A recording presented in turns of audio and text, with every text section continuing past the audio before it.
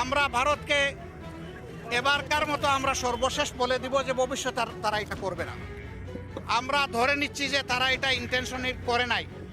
যদি তারা ইন্টেনশনালি করে থাকে অথবা আনইনটেনশনালি করে থাকে, ভবিষ্যতে আর এটা করা ঠিক হবে না, চলবে না। যদি তারা আমাদের এই অনুরোধ না মানে, তাহলে স্বাভাবিকভাবে আন্তর্জাতিক কিছু নিয়মকানুন আছে, আমরা তার আশ্রয় নিব ইনশাল্লাহ, এবং জনগণকে নিয়ে আমরা তার প্রতিবাদ করব। অনেকগুলা জঞ্জাল সৃষ্টি হয়েছে গত 15.5 বৎসরে, আপনারাই তার সাক্ষী আর আমি সাক্ষী। এরকম 15.5 বছরে কি আমি আপনাদেরকে একবার পেয়েছি? পাই নাই। কেন পাই নাই? কারণ ভয়ের একটা সংস্কৃতি সৃষ্টি করে রাখা হয়েছিল সর্বস্তরে, যার কারণে মানুষ মুখ খুলে স্বাধীনভাবে কিছুই করতে পারে নাই। আজকে এই জায়গায় কেবল আমরা পা রেখেছি, এটুকুর জন্য তাদেরকে সঙ্গত সময় দিতে হবে। আমরা বলবো না যে এটা দীর্ঘ সময় হোক, বছরের পর বছর হোক, 1 বছর 2 বছর হোক, তা বলবো না। আবার এটাও বলবো না যে 2-3 মাসে সব করে দিবে, এটা বাস্তবতা না। এই জন্য আমরা আশা করি যে এর ভিতরেই সঙ্গত একটা সময়ের ভিতরে তারা সব কিছুকে গুছে একটা সুষ্ঠু ক্রেডিবল নির্বাচন জনগণকে উপহার দিয়ে তারা চলে যাবে।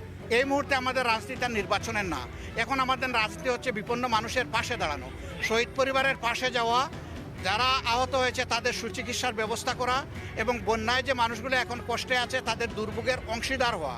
তার পাশাপাশি আইন শৃঙ্খলা পরিস্থিতি রেস্টোর করা। সকল ধর্মের মানুষকে নিয়ে কোনো সংখ্যাগুরু সংখ্যালঘু আমরা মানি না, আপনারা কয়েকদিন ধরে দেখছেন। আমাদের পরিষ্কার বার্তা, এই দেশে আল্লাহ যাকেই পয়দা করবেন সে যে কোনো ধর্মের মানুষ হোক, সকলের অধিকার সমান। এখানে কোনো সংখ্যাগুরু নাই, এখানে কোনো সংখ্যালঘু নাই। গণহত্যাকারীদের বিরুদ্ধে আমরা বিচার চাইব কিনা, আমাদের আন্তর্জাতিক আদালতে যাওয়া লাগবে না। উনারা যে আন্তর্জাতিক আদালত দেশে সৃষ্টি করেছেন, এখানেই উনাদের বিচার হবে ইনশাআল্লাহ। না, আমরা শুধু ইসলামিক দলগুলোর সাথে বৈঠক করছি, বিষয়টা এমন না।